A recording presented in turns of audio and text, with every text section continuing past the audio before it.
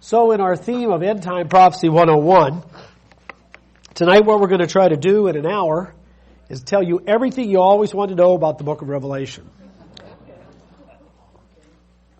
Now, what I want to do is just give an overview of the book of Revelation. Now, we're going to be going through a lot of material, and we're going to be going through it, some of it very quickly. I'm just going to be touching on certain things. I mean, obviously, we could spend an hour on each chapter of the book of Revelation and still not cover everything. We're not going to speculate a lot. When we're speculating some, I'll tell you what we're speculating. We're just going to try to give you an overview of what the book of Revelation shows us about end-time events. One of the reasons, too, we decided to do this was because of the questions that we get when people write into Beyond Today or they write into the UCG website. And a lot of things, questions we get lately, because people see the world unraveling, is the tribulation starting? Is the tribulation about to begin? How will we know when it begins? Is President Obama the beast? We get those kinds of things all the time. So I think we can go through tonight and at least figure out that the tribulation isn't going to start tonight. Okay, we know that much. There's some events that have to happen before, and I think we can come to a pretty clear understanding that Mr. Obama is not the beast. Okay, there's something greater here that God is doing, and there is an evil that is on the horizon, and it's probably going to happen in our lifetime. Let's start with the first slide we're going to show here is Revelation 1 verse 3. Blessed is he who reads and those who hear the words of this prophecy and keep those things which are written in it, for the time is near. So we know that this book was written specifically to help Christians throughout history, but also specifically to help those at the end of the age, when the time was near, so they could see what was going on. Now, not to always know and predict exactly what's going to happen next, but to know what's happening as it happens. Sometimes we try to speculate on specific prophecies so much, and if you've been in the church long enough, you've been through many times where there was some specific prophecy with a idea of how it would be fulfilled, and those are fun things to do, and we should be watching prophecy, but we have to be very, very careful. We can speculate, but there's a difference between that and actually making predictions. We have to be very careful about making our predictions. So what can we then derive from the book of Revelation? A little later in this same chapter, and we're just going to briefly touch on the first few chapters, in verse 5 of chapter 1, the next slide, we have some 7 statements about Jesus Christ and his followers. So this sets the stage. The focal point of this book is the second coming of Jesus Christ and what his followers need to know to be prepared for that. And here we have these statements made about Jesus Christ and his followers. 1, Christ is the faithful witness. Who is the faithful witness? He is the firstborn from the dead, the ruler over the kings of the earth. So his power, his glory, his majesty is a theme in this book. To him who loves us, speaking still specifically of Jesus Christ, and has freed us from our sins in his blood. I mean, we could literally give 3 sermons on these 2 verses, or 3 verses here, 5, 6, and 7. And made us to be a kingdom. Now this is talking about the saints, his followers, and made us to be a kingdom and priest to serve his God and Father. To him be glory and power forever and ever. Amen. So the saints are made to be a kingdom, prepared for God, to serve God, the Father of Jesus Christ. And then the last point, look. This is real important. Watch for this. Look. He is coming in the clouds, and every eye will see him, and those who pierced him, and all the peoples of the earth will mourn because of him. The book of Revelation does not teach the rapture, and is not generally used to even try to preach the rapture. It does talk a lot about Christ coming and the visual impact, the audio impact it has when he comes. Now, Revelation 2 and 3 tells us about 7 churches. And of course, we're not going to go into that. That's a huge subject in itself. But I just want to make a point about these 7 churches. There are 3 basic definitions or interpretations of this passage. Okay. One is that this simply is a message to 7 churches that existed around 95 AD. The second is that this has a prophetic meaning and that these represent 7 specific church eras. And then 3, that this is a prophetic message to the church and that these kinds of attitudes will be extant in the church at any given time. They represent sort of 7 different kinds of congregations or even 7 different types of Christians. Now, you say, okay, which is the approach that we take? 1, 2, or 3? And now this is my opinion on this. My opinion is yes. These churches did exist in 95 AD, and this was written to those 7 churches. I do believe there are 7 church eras, although any attempt to try to create those 7 church eras into exact years generally fails. They're time periods throughout history, but it is not really possible to set them up into specific years of when one ended and one began. I also believe that you will find these kinds of 7 attitudes within God's church at any given time. I mean, I've been in the church a long time, and every congregation I've been in, I could say there were people who had the Ephesian attitude, the Smyrna attitude. These attitudes exist. So, we look at the 3 major ways that this is interpreted, and in the church, we've actually taught different things over the years about this. So my personal belief is they all 3 have validity in studying both the book of Revelation, and they all 3 have validity in understanding prophecy and history. So next we have in Revelation 4 and 5, we have a vision where John sees the throne of God. And he hears a song in where Revelation 5, 9, and 10 it says, speaking of Jesus, you are worthy to take the scroll. He sees this scroll, and John is distressed in this vision because there is no one that has the ability to open the scroll. God says, who can open this? And no angel can open it, no human being can open it, and John is distressed. But he says, you are worthy to take the scroll and open its seals because you were slain. And with your blood you purchased men for God from every tribe and language and people and nation. You have made them to be a kingdom and priests to serve our God, and they will reign on the earth. So Jesus Christ opens these seals. Now, the book of Revelation is not always in exact chronological order. There are a lot of things that are in exact chronological order, but not all of them. To make sense of it, we start with 7 seals. And as each of these seals are unlocked by Christ, we learn what the next series of events are going to be. So now we do have a way to begin to put at least part of the book of Revelation in a chronological order in its prophetic message. Because it starts with 7 seals. As each seal is opened, there are events that happen related to those seals. Now, the first 4 seals are called the 4 horsemen of the apocalypse. This is an old painting, but I love this painting. Of the 4 horsemen of the apocalypse. It's in a share. It can be shared. The copyrights no longer apply to it, but this is a very old painting. But you have the 4 horsemen of the apocalypse. These are the first 4 seals. Each of the seals is represented by a rider on a horse. So let's look at these, and turn to Revelation 6. Revelation 6. But as we go through these, there are 2 template passages that we have to understand to really understand how parts of Revelation fit together. And one of them is the Olivet prophecy. Matthew 24 and 25.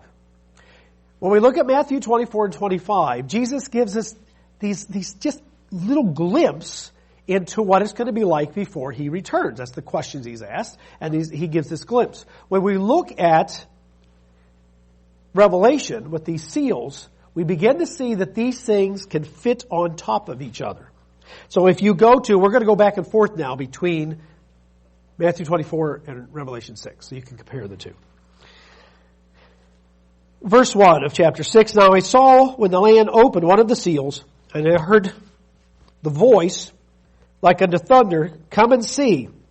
And I looked, and behold, a white horse, and he who sat on it had a bow, and a crown was given to him, and he went out to conquer and to be conquered. Now let's go back to Matthew 24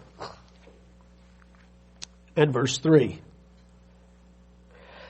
Now as Jesus sat on the Mount of Olives, the disciples came to him privately, saying, Tell us, when will these things be? And what will be the sign of your coming and of the end of the age? And Jesus answered and said to them, Now, here's the very first thing he says. Take heed that no one deceives you. For many will come in my name, saying, I am the Christ, and will deceive many. So the first thing he says is there's going to be a great false teachers that come on the scene. Now, there are the preterists, which is a certain viewpoint of the book of Revelation. They believe all of the book of Revelation was fulfilled in 70 AD. They don't believe the book was written by John at the end of his life. They believe it was written before 70 AD and actually was fulfilled by events in 70 AD. I'm sorry, not Revelation, but Matthew 24. The Matthew 24, of course, which was written before 70 AD, was all fulfilled in 70 AD. That can't be. That can't be. Matthew 24 has certain prophecies that have not yet come to pass. So the preterist view of Matthew 24 is not true, but they do have a point.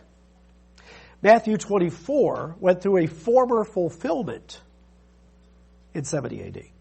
Many prophecies have what are called a former fulfillment and a latter fulfillment. The former fulfillment is a much lesser fulfillment of a prophecy. It happens in a lesser degree and then a greater degree. One perfect example of that is the day of the Lord. Israel experienced a day of the Lord. The day of the Lord is when he passes out judgment. Israel went through a day of the Lord. Judah went through a day of the Lord. The greatest day of the Lord is yet in the future. Now, when you and I think of the day of the Lord, what do we think of? The time right before Christ's coming when God pours out his judgment on the earth, and that's true. But the Bible also talks about another, even greater day of the Lord. The great white throne judgment. Peter calls it the day of the Lord. So the day of the Lord has former and latter fulfillments. Matthew 24, there's certain aspects of it that did happen in a lesser way in 70 AD. But the greater fulfillment of Matthew 24 is in the future. And what you have is false Christ. What we have here is a white horse and a rider, and he goes forth conquering. If we put those two together, if Matthew 24 is our template, then this is talking about false religion. And this is very important as we go through this book because there are two white horses mentioned in the book of Revelation. And it's important we understand the difference between the two. Okay? So here we have religion that's going forth and conquering. Verse 3 says, He opened the second seal, and I saw a second living creature saying, Come and see. And another horse, fiery red, went out. And it was taken to one who sat on it to take peace from the earth. And the people should kill one another. And there was given to him a great sword. Now we go back to Matthew 24, verse 5. Verse 6 says, And you will hear of wars and rumors of wars. See that you are not troubled. For all these things must come to pass, but the end is not yet. That's a very important statement. The end is not yet.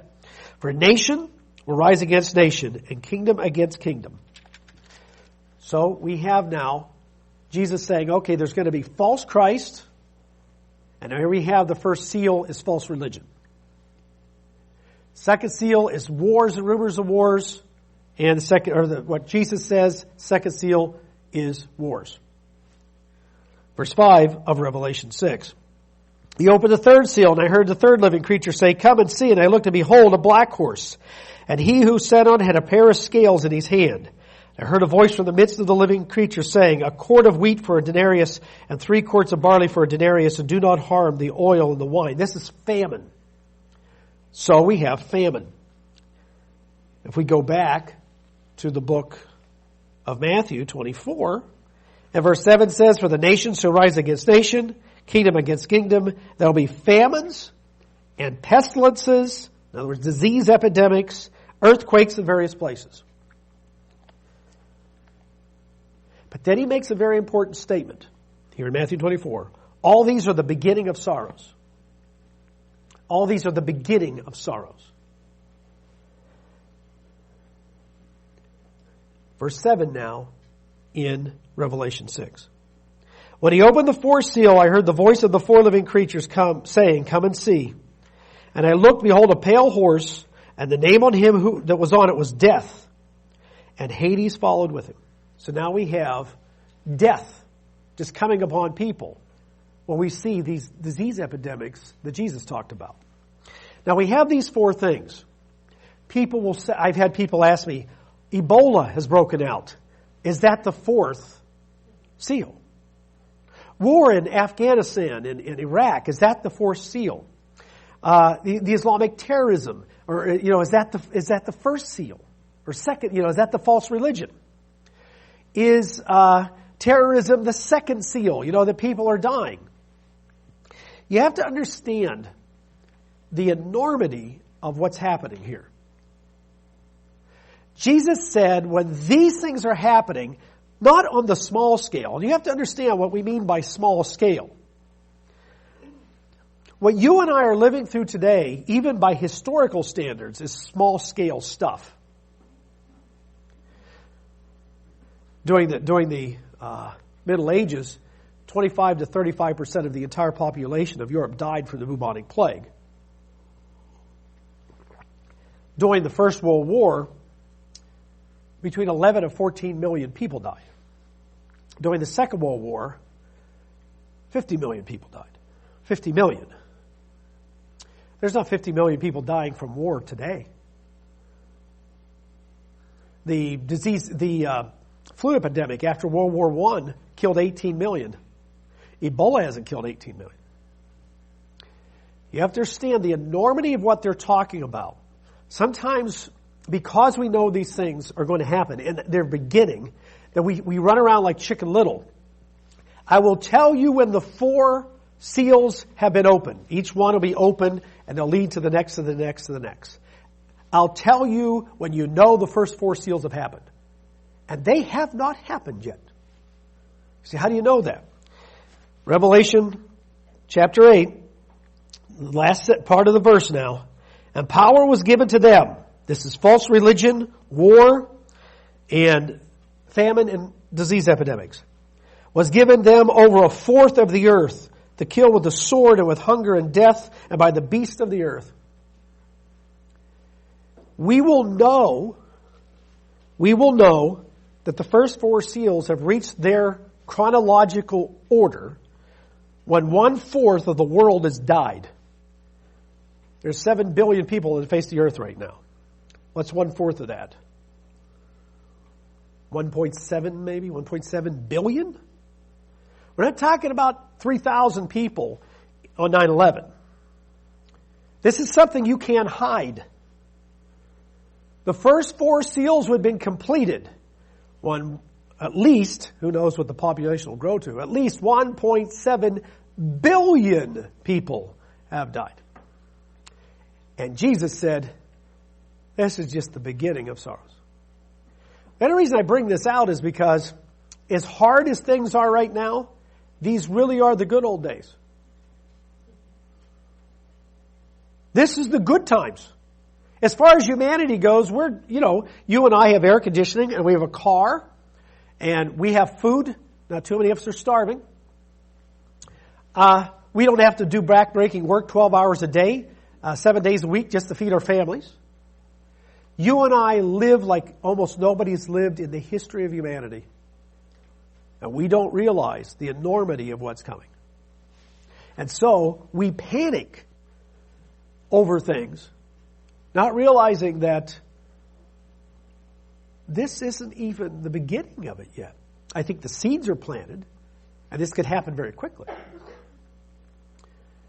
But it's not there yet.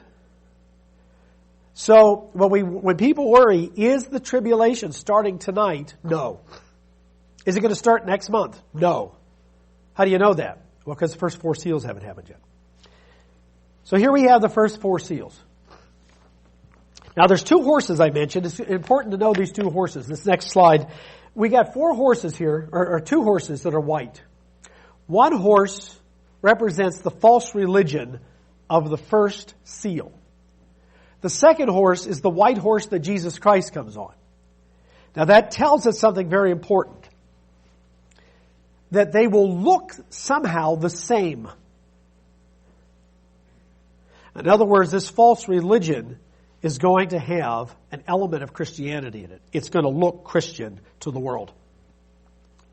In fact, there's another place, we will talk about it in chapter 13, where it talks about, it looks like a lamb. Looks like a lamb. It looks like Christ. But it's not. So this is very important to understand that we don't get deceived by this first white horse. You say, well, how can I be deceived by that? Oh, I could pull out wild scenarios. I'll just pull out a wild scenario. I mean, this is just making this up. But what if the Islamic terrorists got worse and worse and worse, and they're blowing up things all over the United States and all over Europe?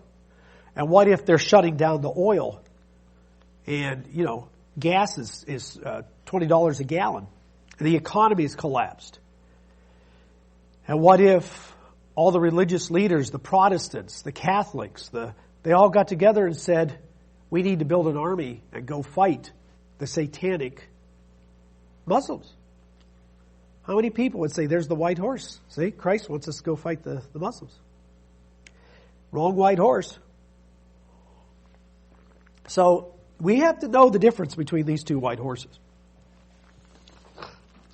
So we have then, the next slide, we have the four horsemen, which also corresponds with what Jesus said is our template. And then you have this fifth seal. Revelation 6 verse 9. Then he opened the fifth seal, and I saw under the altar the souls of those who had been slain for the word of God, for the testimony which they held. And they cried out with a loud voice, saying, How long, O Lord, holy and true, until you judge and avenge our blood on those who dwell on the earth? White robe was given to each of them. It was said to them, I go off, am I still on? A little longer, until both the number of their fellow servants and their brethren who would be killed as they were was completed. People will say, well, this shows that they're alive in heaven. It says you rest, you stay asleep. What we're looking here is an allegory. We're looking at a play that's taking out.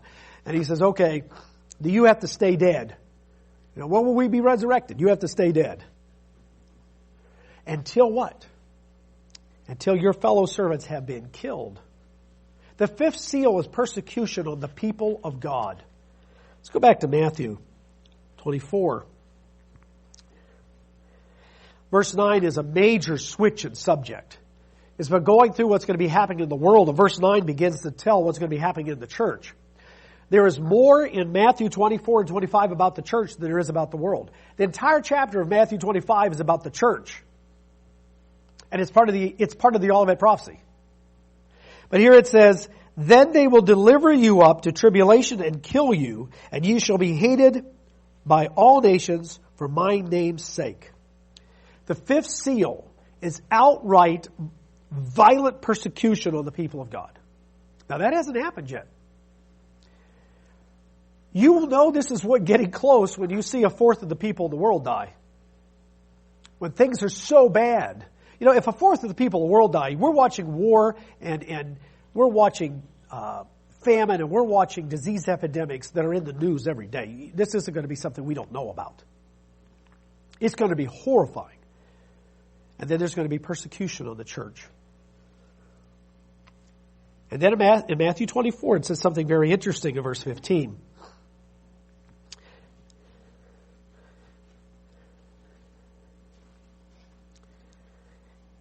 He says, Therefore, when you see the abomination of desolation spoken by Daniel, the prophet, standing in the holy place, then they're told to flee. And then verse 21, so they're supposed to, he's talking specifically to people in Judah here, but the people of God are supposed to flee. He says, For then there will be great tribulation, such has not been since the beginning of the world and to this time, no, never shall be, ever shall be again.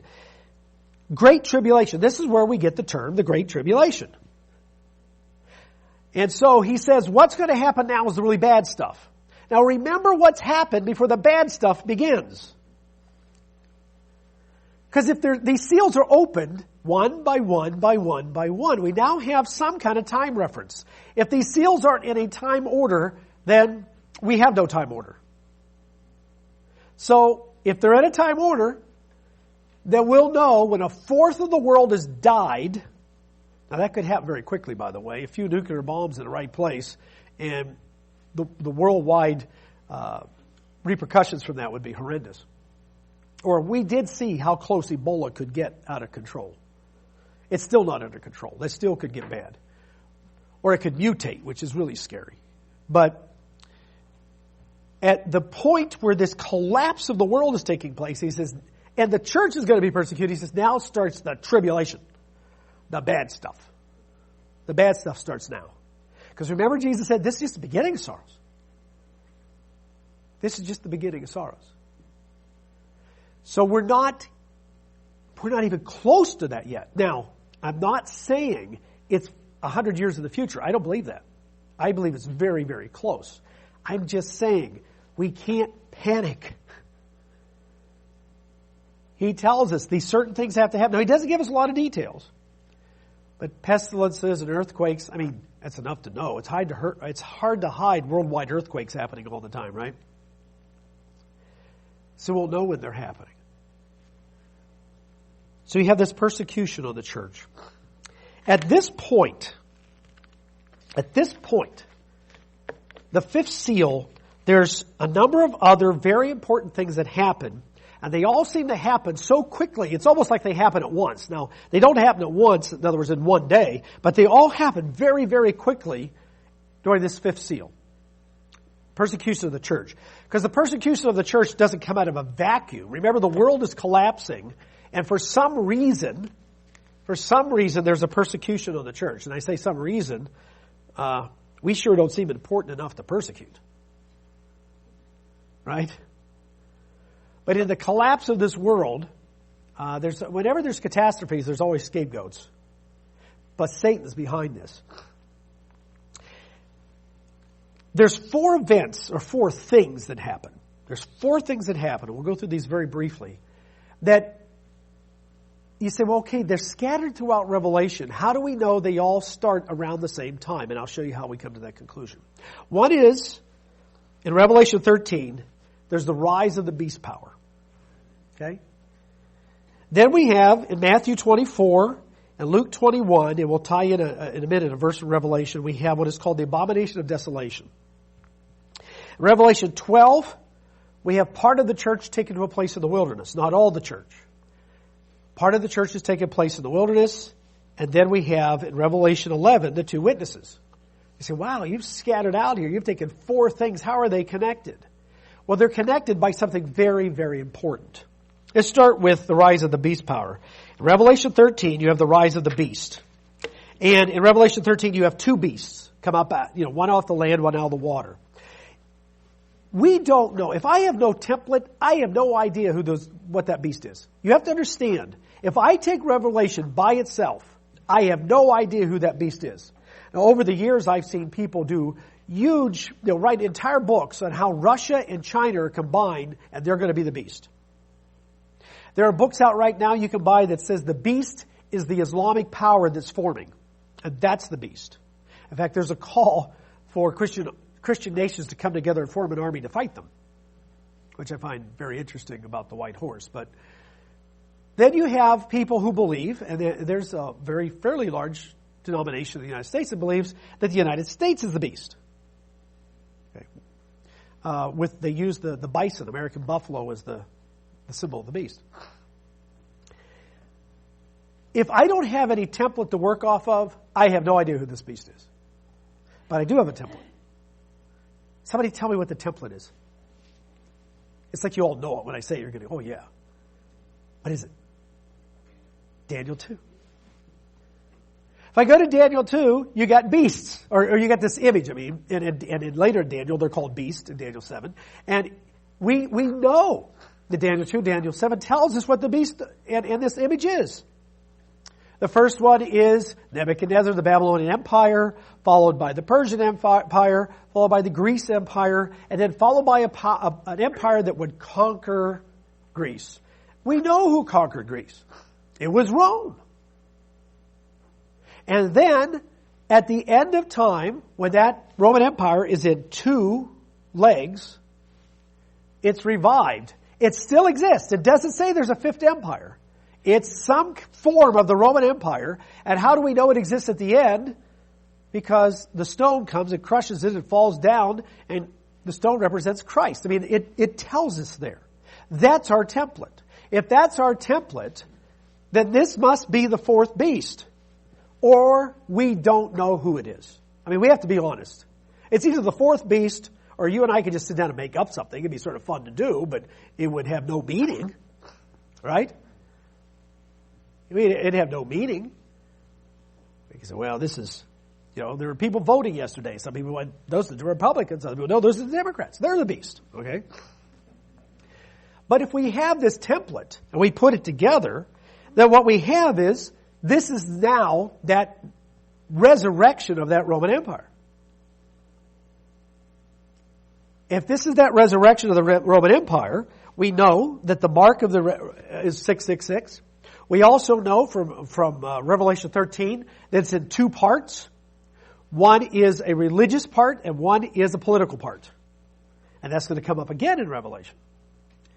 Okay.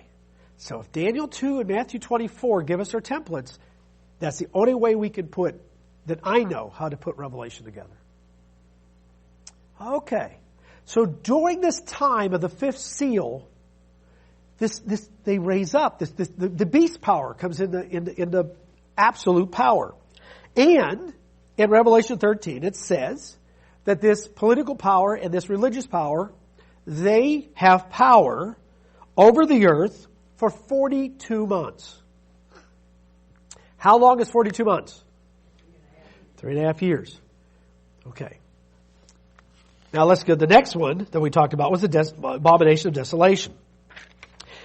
Abomination of desolation. We can look at Luke, where in Luke's account, it involves an invasion of Jerusalem. We go to the next slide that shows that Jerusalem will be trampled until the times of the Gentiles are fulfilled. Well, that doesn't help us. What's the times of the Gentiles? Then we go to Revelation 11 and it says, the times of the Gentiles will be 42 months. How long is 42 months? Oh, we have found something that connects these two events together. They both last 3.5 years. Okay, the next event we talked about was the woman in Revelation 12 being taken to a place in the wilderness. Remember, the rise of the beast power, Jerusalem being invaded by armies. This is all happening very quickly. And during this time period, the saints begin to be persecuted and actually killed. And we have this strange story in Revelation 12 where this woman is taken into the wilderness. Now, there's a lot of different explanations for this. In Catholicism, many times this is seen as Mary. That this is a prophecy about Mary. Others say, and this is very common among some Protestant groups, is that this means Jewish Christians. Because you see, Gentile Christians are raptured. And the poor Jewish, I thought, well, you talk about second-class citizens. The Gentile Christians get raptured, and the Jewish Christians have to go live in the wilderness for 3.5 years. How we see this, and it's a whole other subject, but we believe that this is the church. And yes, the United Church of God still teaches that the church is taken to its place of safety, its place in the wilderness. Not all the church. Because as you read through this, those who don't go, Satan goes to persecute. We know at the fifth seal is when this persecution starts. You see how all these things have to be happening at the same time very quickly?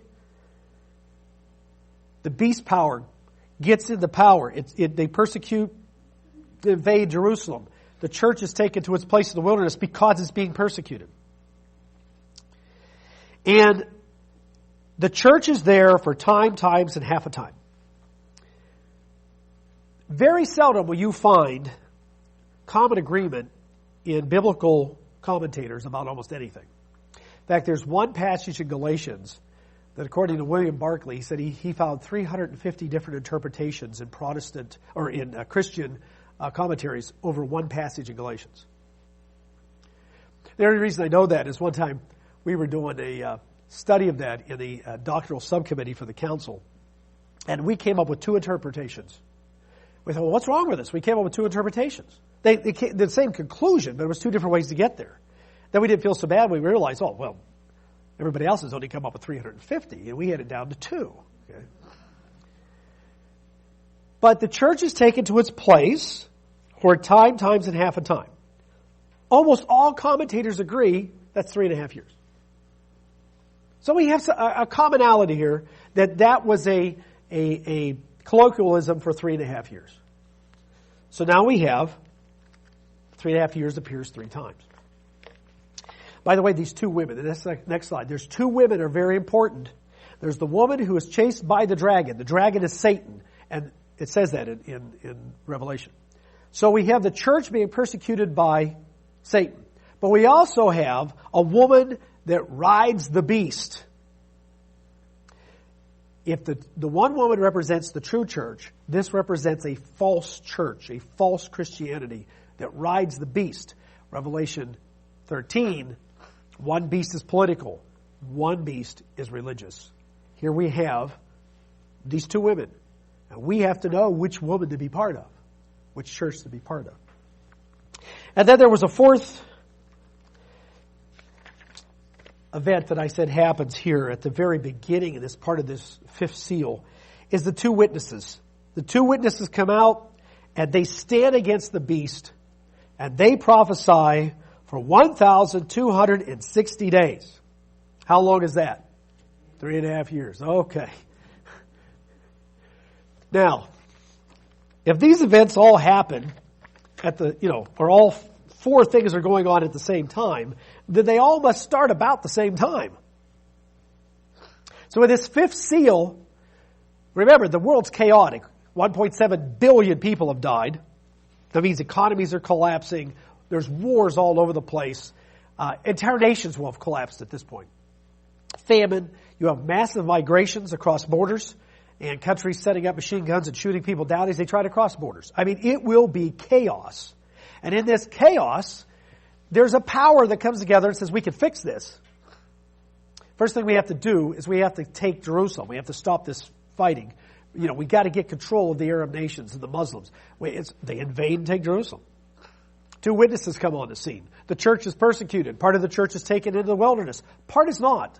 Part is left to be martyrs. Now, people are left behind to be martyrs for two reasons. One, they need more spiritual development. And two, they're so strong that God says, you're going to go die for me. It's easy to say, oh, well, anybody that's left behind, those are the weak ones. I don't know, because in the New Testament, almost everybody that was martyred was a strong one. So sometimes I think, oh God, please help me be weak enough and strong enough that I get to go. Okay? I don't want to be too weak. I don't want to be too strong. I just want to go. Revelation 7. I think, let's go on 2 more, I think. Oh yeah, they're resurrected after 2.5 days. Or 3.5 days. Okay. So now you can see these 4 events all start to happen very quickly. Let's go to the next one. Because now we come to Revelation 7. Let's go past it. That's too much information. We're awash with information now. Now you have the 6th seal, which is signs in heaven. I won't go there, but if you go to Revelation 6, we're still staying in Revelation 6 in Matthew 24. You have signs in the heavens. Matthew 24:29 talks about signs in the heavens. In fact, let's look at Matthew 24:29. See what it says here. Immediately after the tribulation. This is very important. So this tribulation period lasts 3.5 years. We've already showed there's 4 things that begin at the 5th seal, which is the persecution of the church. There's these 4 things going on. And all of them last 3.5 years. And this is called the Great Tribulation by Jesus. Now what we have is immediately after the tribulation of those days, the sun will be darkened, and the moon will not give its light, the stars will fall from heaven, the powers of the heavens will be shaken. So now you have the signs in the skies, and God is now going to intervene in human events. And now we have the 7th seal. The day of the Lord. Oh good, that's the end of the story. No, because the 7th seal has 7 trumpets. Now once again, you say, I find this Revelation so confusing. Just skip all the stuff you don't get and line up the seals. And line up the events of the seals. And line up, what happens in each of those seals. And you begin to see a chronological order of the collapse of the world. Step by step by step. So now we have the day of the Lord. This is very important because the day of the Lord, remember, is any time God intervenes to judge. Now, this is no longer just humanity and Satan doing this to ourselves and him doing it to us. And Satan has two goals. He either wants to make us animals, because we're made in the image of God. He can't stand that. He wants to either make us so degenerate that we're nothing more than animals, which he's getting real close to it by this point. But he can't do it, so he decides to kill all of us. Because that's what he wants. Either we become so degenerate that we're just animals. He can go to God and say, look, there's your special children in your image. They're nothing more. Why are they any better than lions? They're killing and eating each other. Or, if he can't do it to all of us, he just wants, just kill them all. Which I find very interesting. At the end of World War II, Adolf Hitler, who was so proud of his army, and they had fought so well, really. I mean, when you look what the German army did in World War II, and they're still fighting tooth and nail at the end of the war against overwhelming odds, the Allies just overwhelmingly outnumbered them. And he knew they couldn't win. So what he decided? I want them all to die. And he literally sent them into combat to destroy and kill every German. That's what he wanted to do at the end. If I can't make them into my image, kill them all. That's exactly how Satan thinks. If we can't be in his image, kill us all. Well, that's interesting because remember what Jesus says in Matthew 24. If he doesn't return exactly what he does, no flesh would be saved alive. So now we have the day of the Lord. There is a scripture in Isaiah, I will mention it, that talks about the day of the Lord being a year. I don't know if that's exactly applicable to this, but sometimes people do say the day of the Lord may be the entire last year of the tribulation. If it is, it's going to be a tough time. Or it may be just a very quick period of time at the end of the tribulation. So here we have the trumpets. So we go through the trumpets very quickly in Revelation 8. The first trumpet is hail and fire, and a third of all the trees and green grass destroyed. Now, I mean, you think how bad it's going to be? You got the 4 horsemen, and those are the good old days. That's the good times, because then the tribulation starts. And now you're years into the tribulation, and this begins to happen. Second trumpet. 1/3 of the sea becomes blood, and 1/3 of the sea creatures die, and 1/3 of ships destroyed. That's got to be a massive, violent event. I don't know, maybe it's a meteorite or something and hits the earth. But it destroys 1/3 of the ocean, 1/3 of the ships. Third trumpet. 1/3 part of the fresh water turns bitter. Now you have people dying of thirst. You can last longer without food than you can without water. The fourth trumpet. The atmosphere deteriorates so that 1/3 of the light is filtered out. So now 1/3 of the light is filtered out. You say, wow, those 4 trumpets is as bad as it can get. Well, the last trumpets are known as the 3 woes. In other words, okay, this is even worse. This is even worse. 5th trumpet, First woe, beast power brings about world war. There's been wars and lots of rumors of wars leading up to the tribulation. That's one of the reasons it causes the tribulation.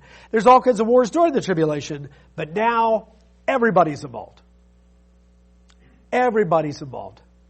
It is a massive worldwide war like it's never happened before.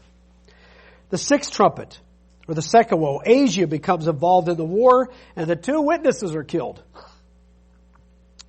And the seventh trumpet, or the third woe, oh good, it's the seventh trumpet. I know what that means. Christ is coming back. Well, there's a series of events that are in the seventh trumpet. And now people will look back on the trumpets and say, oh, those were the good old days. Because you have the seven vials, or the seven bowls. I'm going to skip Revelation 14. It's a series of messages. But let's just go right to the seven vials. Sores, massive sores on humanity. It seems that maybe the majority of, if not all human beings, are covered with sores. Now, if there's world war going on, I don't know if there's radiation, but this is God doing this.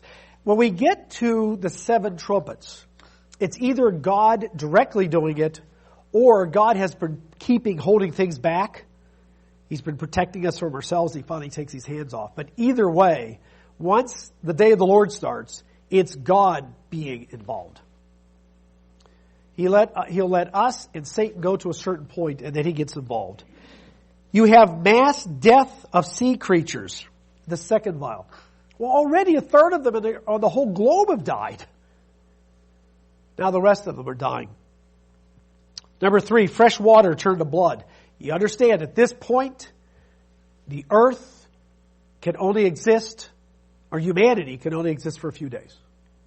We're to the point, at this point, that human life is unsustainable on the earth. Without water, you cannot live. The atmosphere is already so poisoned that a third of the light is, growing crops has become impossible on much of the earth. See why when people say, has the tribulation started? And I say, no. This is so horrendous. Now, I don't say this to scare you. I say this because, oh good, God's going to take care of us. Okay? God's going to take care of us. Number 4 of the 7 vials or bowls, the sun scorches the earth. The atmosphere no longer can keep the rays, the sun rays from coming out, and now everybody's just starting to burn. Their skin's starting to burn and peel. There's darkness. How can there be darkness and people burning from the sun? Well, you destroy the atmosphere. You get enough debris in the atmosphere, and that's exactly what would happen. The Euphrates River dries up, and Asiatic armies and the remaining beast armies converge on Megiddo.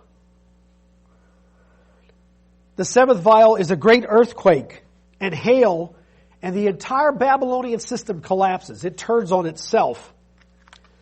And at this point, there is no way. Satan says, okay, I've got them where I wanted. Look, they're all acting like animals, and they're about to all die.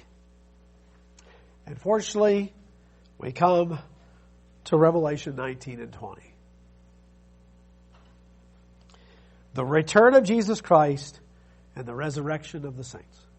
Now, people will want to put together chronological charts that'll say, well, this will happen on this day. And I'm giving you an overview, and I know we can't put together an exact chronological chart. We can only see that these things happen in order and what happens as a result of each event. So the return of Jesus Christ, the resurrection of the saints, Matthew 24, Revelation 20. Revelation 19 talks about the return of Jesus Christ. 1 Corinthians 15, 1 Thessalonians 4. All these talk about how Christ is returning and the dead rise first, and then we're changed. So we're not raptured before this point. And the dead rise first. The 2 witnesses seem to have been dead 3.5 days, and they rise. Okay? So there's a lot had happened between their death and their resurrection.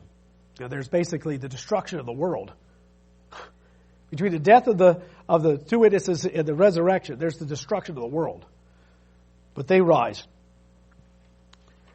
What we have in Zechariah 14, Matthew 24, Revelation 19, the destruction of the beast power and the destruction of the Asiatic armies that have crossed the Euphrates to come to fight Jesus Christ. The only thing that seems to unite all the world together is what they must think is an invasion from outer space. So they all decide, in this desolated globe that nobody can live on anymore, what's the last thing human beings do? Well, let's kill them. They don't even know what's coming. And they decide to fight against Christ. And I think Satan at this point thinks he's won. I really think, just like when Christ was killed, he must have thought he won. But Revelation 20 shows us that, when Christ resurrects the saints, destroys the armies that fight against him, and Satan is bound. This all happens very quickly. So he's like, well, wait a minute, I won. Nope, you're going to prison. And Christ binds him.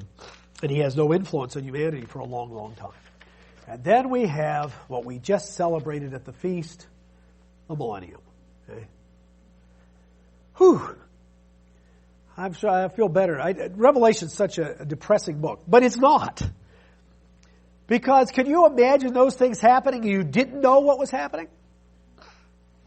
That would be horrifying. To be before God, to be able to know that whatever's happening, where you're protected, and the saints, are taken to its place in the wilderness, but there are people, we didn't go through that passage, but there's people that come out of the tribulation. 144,000 Israelites and a multitude of Gentiles. So that it says he has to gather the saints from the four corners of the earth. Not just the ones in the wilderness, but coming out of the tribulation all over the globe are saints. Saints are going to be martyred. I've wondered, now this is Gary Petty speculating. I've wondered if there's going to be saints scattered all over the world because they're going to tell people, those two witnesses, those are the people you follow.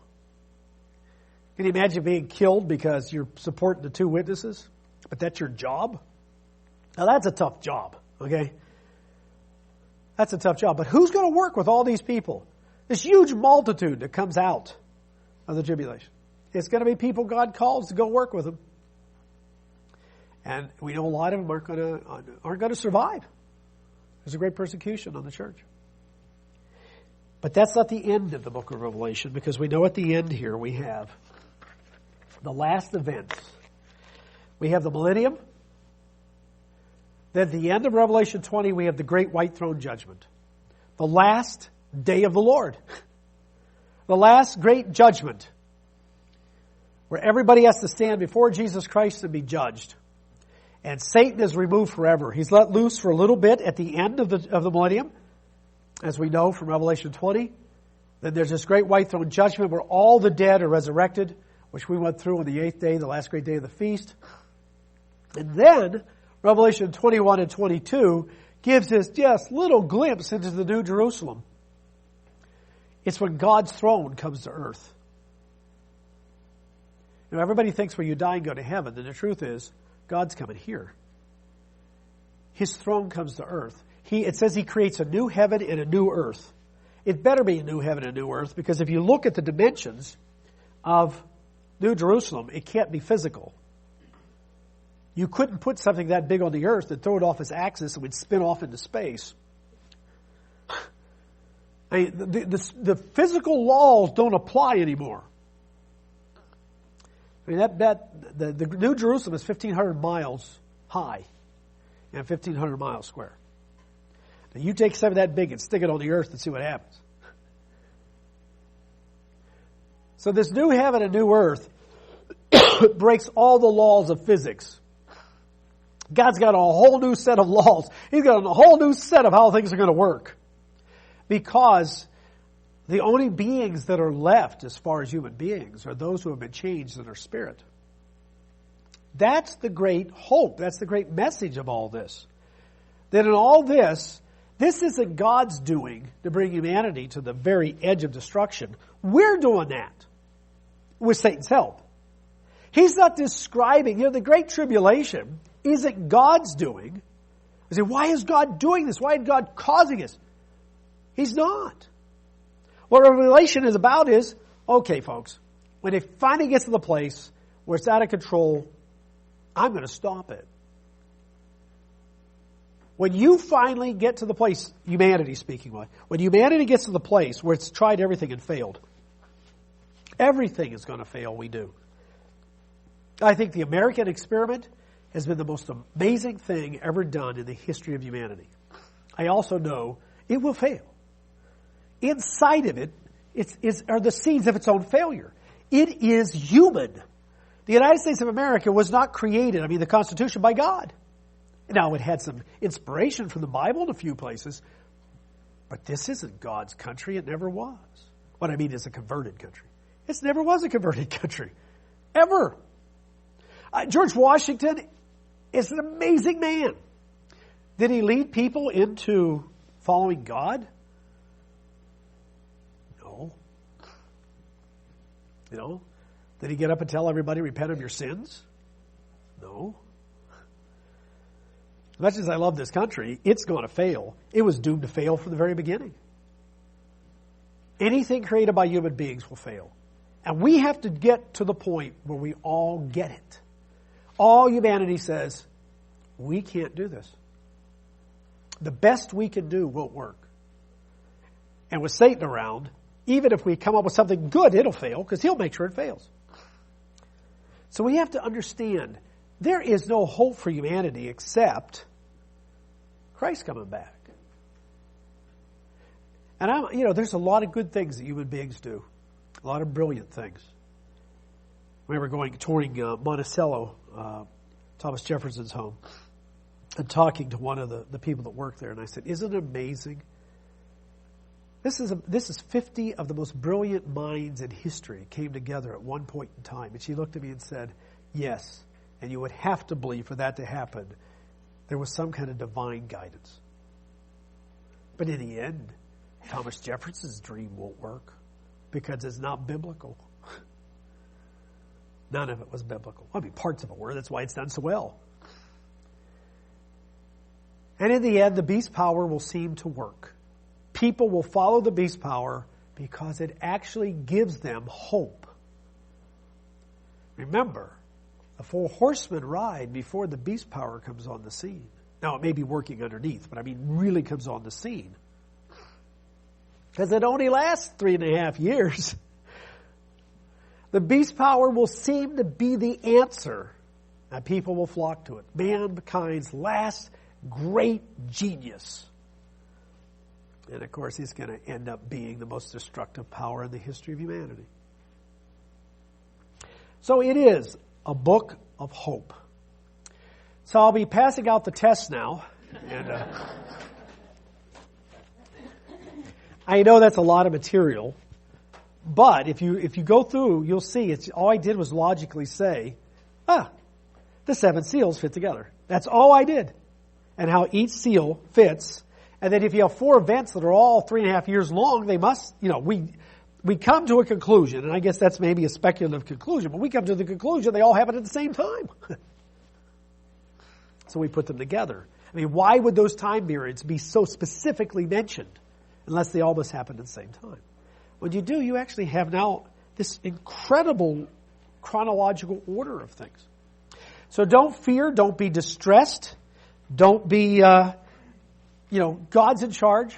You are loved by God. Remember what Jesus said at the very beginning of Revelation? He loves you. That's what he says. Why would he say that at the beginning of this book? He who loves you. Because he wants us to know. He will take care of us. He will get us through. He will make sure that we're part of that resurrection, that we're changed. And just pray that God will do with you in your life what he wants, and that God will protect you when the time comes. Well, thanks for coming out, and have a safe trip home.